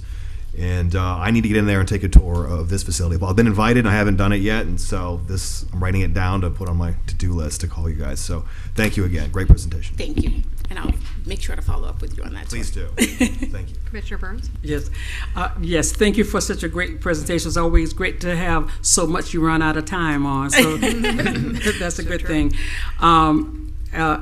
I actually worked for the Achievement Center in 2001 to 2003, and I'm glad to see. I don't remember having the youth, for the young adults program. Glad to see that because they need some help and some support out of middle school, and then also the family support program, which is vital with our families. We do a lot of work with our children and our youth, but then they also need some follow-up, and the whole family needs some support. So I'm glad to see that those programs are there. And also, thank you for signing the approval to have the steppers participate in our program. Thank you. You're so welcome. Vice Mayor? So it's interesting timing because I just got a recap of your DC trip from Mr. Jackson yesterday, and it sounds like that wasn't your average DC trip. No. The experiences they had, the people they met with and sat down with, and I know that had a lot to do with the Delray Beach community and some connections that some people had here up there. Big time. And so I look forward to hearing even more, about that. So my question is the same. How can we help you short term, long term, to make sure that we're helping as many individuals as possible? And I was thrilled to hear you ask that question at the beginning. And I will say, we're faced with the challenge of maintaining and retaining quality staff. It's really competitive out there. And as everyone know, any one with a child or a grandchild or a friend with children, childcare is the backbone of the workforce. And if we are not able to continually maintain quality staffing, the trickle-down effect can be really big for the community, and we have high quality standards, but any incentives that you could help us provide to retain staff. I know housing is a huge thing. As a community, we're all faced with increase in insurance, and just the cost of living is incredible. Delray Beach is up there. This is one of the places that everybody wants to live, so there's a price to be paid for that. So any partnerships that you can bring to the table, or ways that you can help us with leveraging opportunities to just retain and attract quality staff. Okay. All right, thank you. Thank you. Great job, and thank you for the presentation. And I'll tell you, I enjoy every year coming over and doing the Delray Reads. Yes. It's kind of like part of that Delray Reads that I come over and do that with the Achievement Center. I love it. It's one of the favorite times of the year, and so looking forward to it in the fall. Thank you. And as the holidays approach, I invite you guys to come out to our trunk or treat. It's a really fun event. Absolutely, it is a lot of fun. Thank you guys again for your support. All right, thank you. All right. Next up is our friends from the Delray Beach Historical Society. Representing them today is John Miller and Mike Cruz from their Board of Governors. Thank you, Jeff. Hello, gentlemen. Hello. Good afternoon. Thank you for having us. I'm Mike Cruz. I am co-president this year, and John Miller is a past president from just before us. Winnie Edwards would normally do this presentation, but she's on a well-deserved vacation. So, although she is watching it. Hello, Winnie. Don't mess up then. You're gonna have to read fast because of her notes. Well, thank you again for having us here and for inviting us and allowing us to share the information about the Delray Beach Historical Society, our contributions to Delray Beach over the past year, and the look at our future. We've been working together with the city for over 37 years. We don't know how back then how we could have imagined that the society could have grown the way it has in its capacity to preserve our rich history and to impact the vibrancy and cultural landscape the way it has in our great village by the sea. We don't take for granted or underestimate for 1 minute how lucky our community is that our predecessors, along with the city and the many preservation-minded citizens, rose up all those years ago and decided how important saving our history was. As you probably all know, we have 3 award-winning historic cottages all on our 1-acre campus right downtown. They're the jewels of Delray Beach. 2 of them were saved from demolition, and they represent a unique and disappearing architectural style, full of stories of our pioneering past, with all of the hardships, vision, and love for wanting to turn a harsh and unforgiving landscape into a successful farming community, and ultimately a leisure paradise. Our mission is to advocate for the importance of looking back at these stories and the people who lived here, whether from the 1800s or the 1980s, to study, to marvel, and to learn from, especially as we are faced with a changing and in many ways a new and exciting Delray Beach. That the current Delray Beach Historical Society is a vibrant center for education, research, and community life, bringing together families and multiple generations of all backgrounds and interests, speaks to the expanding desire of our residents and visitors to learn about our diverse and fascinating past. We interact with over 28,000 people during the year. Our year-round exhibitions, programs, and cultural events bring our history to life for all to enjoy within a garden paradise right downtown. Thank you for your financial support and believing in our mission. We want you to know we are utilizing your funding support wisely as an investment in protecting and sharing our history for all of today and for future generations. 22 into 2023 was as busy as ever. When we left you last summer, we had just finished our History in Nature summer camp, and our outdoor movie series was in full swing, and all 3 of our history exhibitions were open.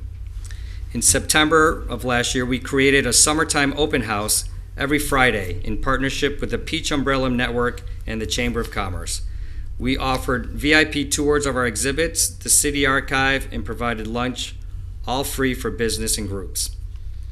We continued to welcome guests and school groups to our history exhibits and served all of our archive researchers throughout the summer, fall, winter, and spring. Here is a look back. John will send you through some of those items. Switching over. So as a new fall season brought new plantings and work at our educational heritage gardens, visitors to the garden learn how native plants and Florida-friendly gardens are a gateway to sustainability and critical to protecting our coastlines and inland development areas. We're providing an outdoor classroom experience that engages and inspires visitors of all ages to preserve our history and our planet for future generations.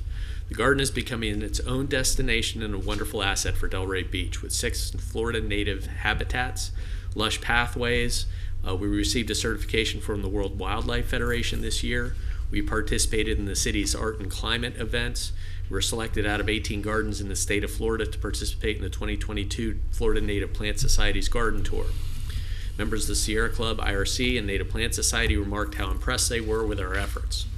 We also worked with an Eagle Scout candidate to complete new window boxes for Cason Cottage. We just finished installing a new upgraded pond wetland habitat, complete with trees, flowers, and native milkweed, attracting spectacular bees and birds. And we're in the middle of building a new garden shed, and the city is refurbishing our floors in our bungalow. So thank you very much. Yay. October arrived, and we brought back our 7th Fall Fest. It's our 4th year partnering with the Rotary Club of Delray Beach, and over 700 people attended the event with old-fashioned outdoor crafts, games, movies, contests, and bake sales and history exhibits. We're thrilled that this becomes such a staple for Delray Beach. In November, we couldn't wait to welcome local artists back to our 2nd annual Art in the Garden. This is a great event where we welcome local independent artists, plein air, Palm Beach, and highwaymen artists to sell their art. It was a great success, raising over $22,000 for local artists. The campus transforms during the holidays into a garden wonderland for tours along with pathways at night, decorated with holiday lights and trees. We held our annual membership and sponsorship holiday event to thank everybody for their support. We hosted holiday crafts workshops and welcomed visitors throughout the winter. We're again participating in Leadership Delray and are always excited to tour the archive with them. We hosted 5 Florida native garden lectures during the winter and spring with our partners from the Swinton Community Garden Growing Project. Topics range from how to plant natives in your backyard, cooking demonstrations from the garden, and the importance of impact of pollinators. We also hosted several heritage lectures throughout the year. Topics included civil rights in the state of Florida, lost treasures of the Florida coast, the women's suffrage movement, and as told through postcards, and Florida folklore and storytelling. We hosted a winter hospitality night for local hotels and tourism industry participants to learn about and become more acquainted with the Historical Society as a destination. We built another free outdoor exhibit called Sports in Paradise. It was up in March through May. Over 500 sports photos from the 1800s all the way to the 2000s. and celebrated the spirit of Delray, all of our local sports, our local legends, and leisure sports. There we go. I'm not sure if we're quite there. Also during the year, we participated in several of the art and jazz events that started up again downtown. And we opened our downtown campus for the Delray Affair, which was different this year. We sold the annual Gladiola Corms and our farming history exhibit. It was successful as visitors enjoyed the quiet respite off the avenue. Our gift shop was open and people could tour the gardens. Nothing made us happier than when we could welcome everyone back for our third Twilight in the Garden event. This is the Society's premier fundraiser. 10 restaurants and purveyors donated food and staff. We are still so grateful that they love this event and come back every year. Live music, history exhibits, a silent auction, and delicious bites from Delray's finest chefs helped us raise $58,000 this year. There's a great sense of community spirit at this event, and we hope you can all attend if you haven't not already. Our exhibits thrived all year with more veterans groups, organizations, tour groups, schools, and out-of-towners, especially enjoying the World War II Homefront exhibit. We also created a pop-up exhibition for the Quezon Church, its 100th anniversary, and we created an exhibition of the history of the first schools in Delray Beach in the old school square for the Cornell Museum. Both are still on display and online. Many who visit the Historical Society are surprised how busy the archivist is and how often the archive is utilized. Hundreds of research projects and preservation projects are worked on throughout the year. We continue our oral history project with both formal and informal recordings. Donations to the archive are steady. Our elder circle meets regularly for socializing, reminiscing, and archive work. We digitized over 156 hours of recordings and video this year. We invested in upgraded preservation materials, 2 new computer systems, a server upgrade, and a new cataloging software, which will make things easier for us in the future to locate artifacts and content in the archive with precision. We are also managing a new off-site auxiliary archive.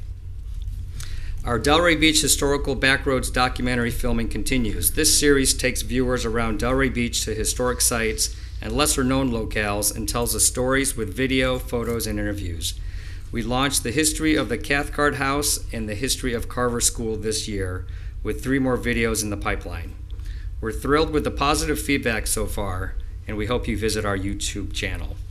This summer, we welcomed back our outdoor movie series and our History of Nature summer camp.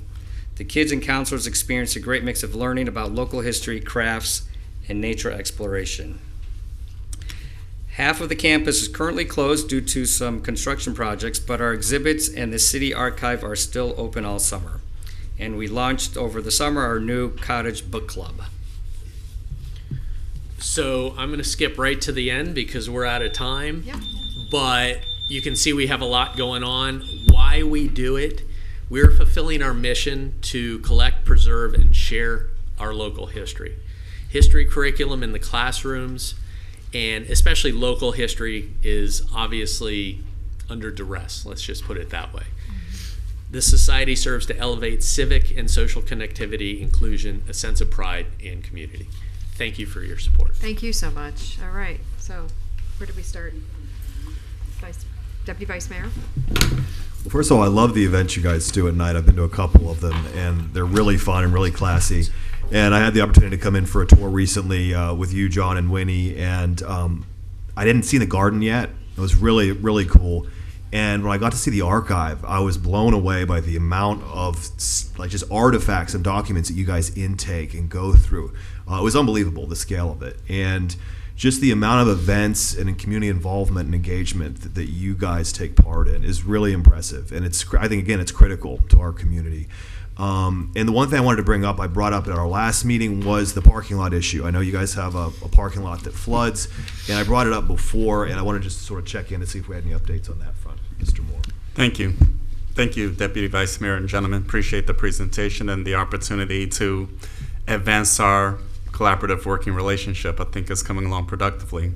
Likewise, the initial involvement pertain to a $100,000 matching contribution, a la the state allocation that was initially anticipated, but of course the veto process took care of that. Likewise, we are making adjustments to bring back considerations as part of the upcoming capital improvement program, which you will hear more about during next week's regular meeting. So for the August 15th, 2023 regular meeting, we will have a follow-up presentation for the City Commission regarding the capital improvement program consideration for fiscal year 2023-2024, which will likewise offer some considerations to that effect. Look forward. Thank you for that update, Mr. Okay, Thank you. Commissioner Burns? Yes. I just want to say thank you for the presentation, and I have a personal, I don't know, it's like my secret weapon, the Historical Society. First time walking in the door, seeing a family member displayed on the mantelpiece, and then the second visit, another family member on your flyer who was the first African American woman in this city to register to vote. And then my cousin Paula Newman narrating the history of Carver High School. So, and then Winnie working with Peach Umbrella Network to get the news out about our minority black businesses in Delray.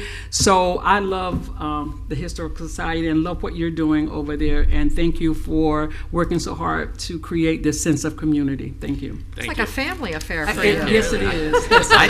Yes, all day. That's all great. day. I love it. I just learned a bunch of history right there about you, I guess. So I did want to take a second to mention how I think you guys do such a fantastic job in connecting historical exhibits to subjects that are topical today. And I know that's a team effort, but that's what really stands out to me, and I'm sure that draws in new individuals to your exhibits. I of course have the same question that I've had for everybody for you, and also where do you have to be a board member to get one of those polos, or is that something? I was going to ask the same question. Absolutely not. Okay, all right. They're available in our gift shop. Okay, there you great. go. Perfect. But I did have something I wanted to add, and this comes from Sandaway saying that they would like to play a part in our conservation efforts in projects maybe in the city and engage in that way. What you have done with your native landscaping and the recognition that you're getting for it, I think we can do that throughout the city. I think there are other properties. I'm thinking the train station, another historical site. The landscaping is about to be redone. Why shouldn't it model? Why shouldn't it also be native? Why shouldn't all of our historical sites have native landscaping? And I think a collaboration with you guys on that. So that's my ask to you, is to explore that partnership. Yeah, we have a lot of those resources now. We Sure. weren't native garden experts when we started this, so we've really gotten a lot of people's inputs over the years, and gardeners and people that help with all that. It doesn't just happen. So We're doing a collaboration with IRC, Institute for Regional Oh, wow. Conservation, in a couple of months as well, and we're talking to them right now how it's going to look, but I would absolutely bring them in as a partner as well. Yeah.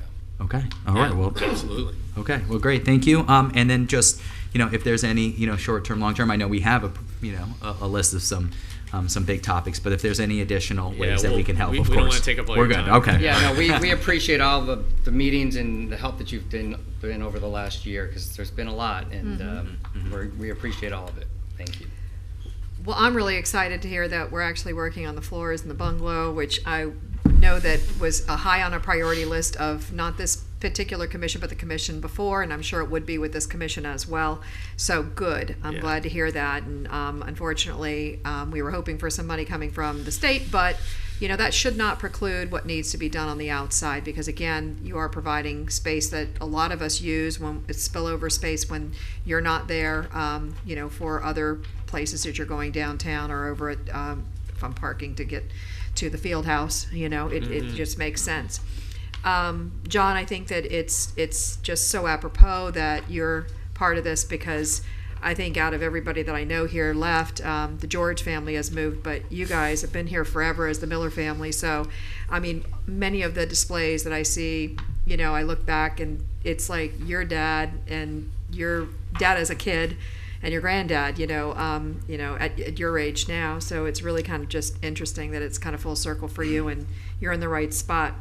I thought you guys did first of all, you guys do things first class all the way through. I mean, if anybody went in and saw any of your exhibits, the displays, your pop-ups, everything you've done That's all Winnie. Just, Well, just I putting it out understand. there. And Winnie, a shout out to you. I know you're listening, but it's just absolutely amazing. But it takes a village. It's not just one person doing this. It is a group of people that are really putting this together. And Winnie is obviously the leader that is just phenomenal in and of herself. But during COVID, when nobody could really do anything, you guys did the biggest pivot in that you did all these displays outside. Everything was, I mean, it was the living history of the city of Delray Beach. You could just walk and they were all pinned up outside. So, we were allowed to go outside. We could actually do this. And it was so interesting to spend time looking at where we came from. And the most amazing thing to me was I was looking at a lot of those pictures and going, my boys are currently playing volleyball on the beach, and here in 1940 or 30,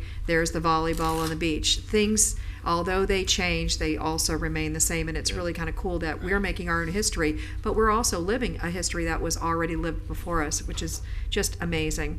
The archives, if you have not seen that space, you would not know it was even on the campus. It seems so, it's just lost. I don't even know where it is when I'm not, in it. But when I walk in, I'm just kind of like, it's kind of like you're walking into this, other world, because it's big and it does hold a lot of the archives. But it's really amazing that you guys are taking in what you're doing. And I have to tell you one other thing that just made my heart grow, besides the shirts I was looking at also and coveting, is that the tree didn't have the disease to have to be taken out. Yeah, that was big, a big huge, win. yeah, that was huge. The big, huge tree that is part of that beautiful corner Royal Poinciana tree that blooms. It is something we didn't have to take out, and that was just made my heart grow, because there's nothing worse than losing trees when we need them so desperately with the heat outside to cool the earth. And I keep thinking, oh, Mother Nature just is trying so hard to keep this place cool with those storms coming in to just try to cool us off. But we're doing the absolute opposite, clear cutting.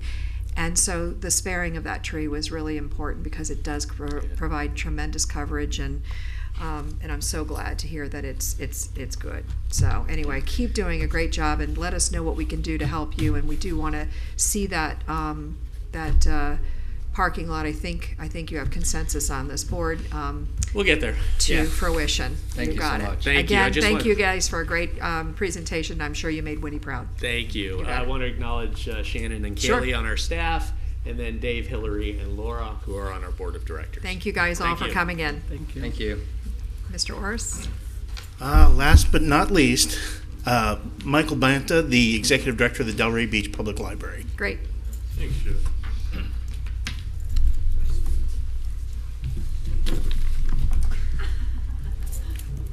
There we go. Good afternoon. My name is Michael Banta. I'm the Executive Director of the Delray Beach Public Library. I've been with the library for 29 years, and this is my second year as Executive Director. And just like last year, it's a thrill to speak to you guys directly. Thanks again for the opportunity. In this presentation, I'll show you the value our library has to our city and to the people of Delray Beach. The library is an essential service to our city. Like every free public library is to every community, our library is essential to the health and well-being of our community. The benefits are long-term, providing our citizens a guided path forward wherein they can live their best lives and reach their full potential to become whatever all of us were meant to be in this world, successful and happy. Free public library. For me, those three words spoken together have the power of a magic incantation. So much is promised, so much is delivered. Free. Our materials, our services, our professional expertise, our help, all free to anyone that walks through our doors. Allow me to quantify that sum. If our patrons had to pay for all the materials checked out in 2022, it would have cost them collectively $1.3 million. If patrons wish to subscribe to our access to our online database services, it would have cost them $24,000 annually. Ticket sales for all of our programs would have come to $54,000. And of course, the amount of joy, life enhancement, and contentment all these services offer is beyond a dollar figure. Oops, wrong way. There we go. Here we see in this slide some of the major highlights in our history of our library. We were founded by the Ladies Improvement Association in 1913, which consisted of 40 women, each donated one book apiece for our first collection. So our library was started by 40 women and 40 books. Still my most favorite campaign slogan we've ever had. We circulated over 192,000 materials last year, and nearly 207,000 people came through our doors. We have over 134,000 items in our physical collection and well over 1.5 million items in our digital and streaming collection.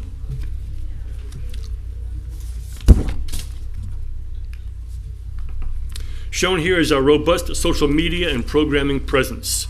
We had 1,687 programs last year with over 12,000 people in attendance. Both stats up about 30% from last year. We have over 135 community partners for programming and social services outreach. That guy in that hat is me. Yay, me. Speaking of outreach, our library in the Go Golf Cart has made great strides reaching the community and kids in high-need neighborhoods.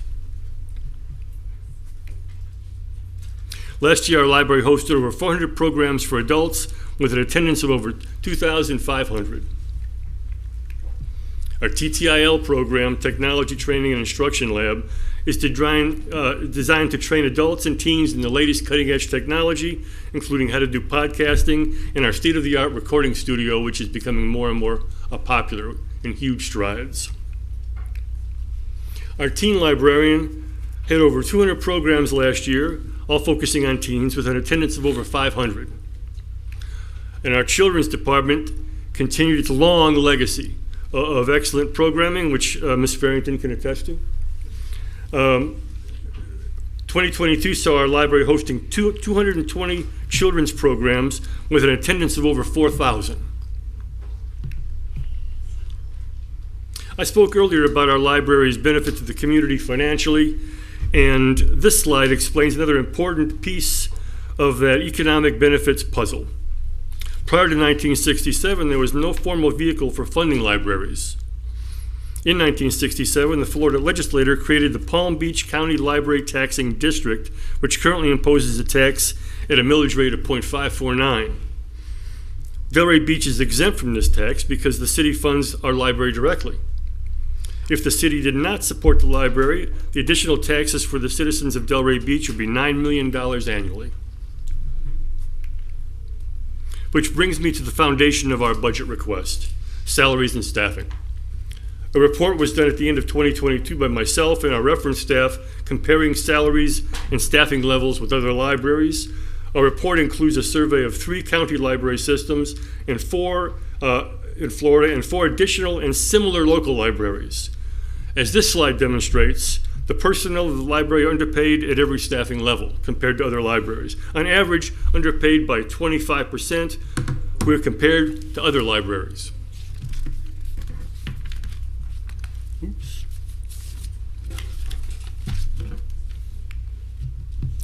This slide shows the county library systems and individual libraries contacted or surveyed in our study. What this graph demonstrates is that our library is understaffed by 42%. Or looking at it another way, that we are understaffed by at least 7 full-time positions when compared to the Palm Beach County Library average. And that Boynton Beach, our neighbor and the library to which we are most often compared, has 10 more full-time positions than we do. This thin staffing has led to security issues and librarian safety. A little background. We have had a security detail from the Delray Beach Police Department for the last 13 years prior to 2022. We cut the police detail last year trying to save some money, but that proved to be a mistake. Standards within the profession have at least 2 people at every service desk during open hours, for both efficiency reasons and security reasons. With our thin staffing, we have often only 1 person per service desk during the day, and there's always 1 person alone during the service desks at night. This has led to some frightening moments when lone librarians at desks have felt cornered, trapped, or intimidated at their desks by upset or abusive patrons. Patrons have even come behind the desks. Our assistant director has been openly physically threatened by one patron. I know where you parked and I'll be waiting for you. So there's a need for the return of the police detail for the evening hours at least. This library funding graph explains our staffing and salary deficits. The green line charts the cost of living since 2012, up 28%. The blue line charts the Delray Beach Library budget funding, which has remained static and flat since 2012, rising 6% last year in the increase we got last year. For these reasons, our budget request this year is for 6% increase, equaling $92,442. Obviously, we can't make up our salary and staffing deficits in 1 year, but this moderate increase of 6% would be a much needed and valuable step forward in the right direction. This is a good moment, as I wrap up, to talk about how important, again, free public libraries are to a community, and a city, and a state, and a country. I'll give you the words of the late astronomer, scientist, writer Carl Sagan, who wrote often during his life about how much he loved libraries and how important he thought they were. He wrote, "I think the health of our civilization, the depth of our awareness about our underpinnings of our culture, and our concern for the future can be tested by how well we support our public libraries." And I believe that as well. I believe that libraries, every library, is a bellwether, a portent of the future, an indicator of the intellectual, spiritual, philosophical health of a city and a community. And even further, a healthy, vital public library is a testament of community optimism. A healthy community proclaims by the very robust health of its public library, we believe that the cultural history, the historic catalog of great thinkers and writers, the very wisdom and knowledge of man has great value and should be available to every single person free of prejudice, free of bias, and free of charge. And that's what we do. That's all we do. Because the intellectually curious, the hungry and ambitious to improve and enhance their lives will always seek out their public library as the most trustworthy portal to the vast riches in the panorama of this world. Thank you. Thank you, city officials. Thank you, mayors. Thank you, commissioners. It's always a great privilege to speak to you. Thank you so much. And I loved what you said, because I think that you are spot on. The library serves everyone from the beginning to the end. Exactly. And that is who we have coming to our library, and you are a beacon for a lot of people. And I don't want to remember that next year. Let me write that down. Okay, there you go. I think that we do not want to see anybody, especially somebody who is working probably below the average, wage of librarians, be threatened.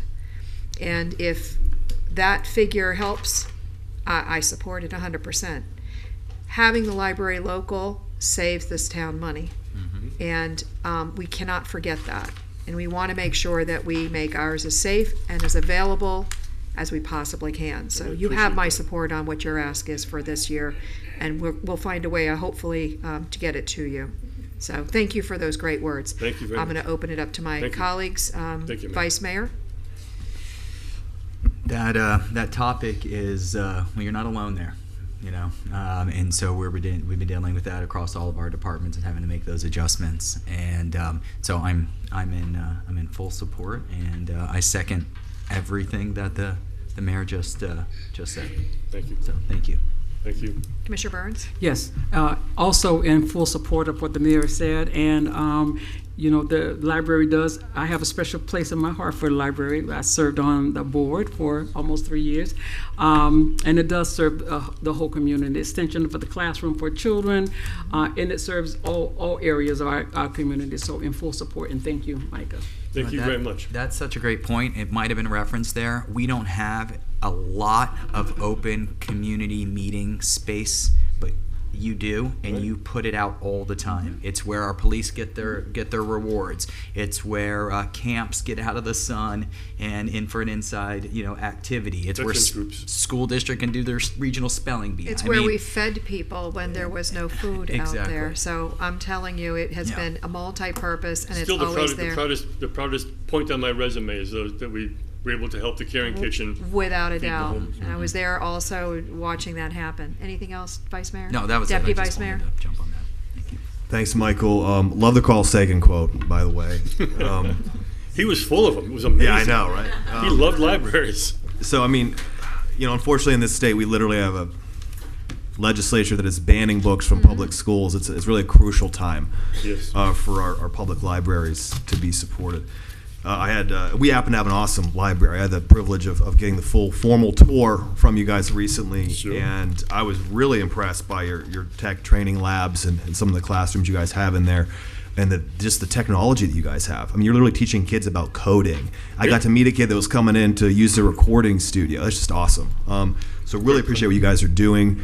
I would love to see us be able to reinstate that police detail. I hate to think that the staff there is ever in any sort of danger from threats. That's Amazing unacceptable. the difference in people's behavior with a man in blue in the premises. Yeah, I bet that makes a huge difference. And so yeah, whatever we can do to help overcome those staff shortages, I'll be appreciate in that full a great support of. deal. Thank you. Thank you very much. Great presentation. Thank you.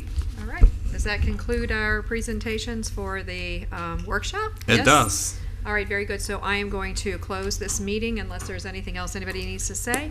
And it will have about a 5-minute to get everything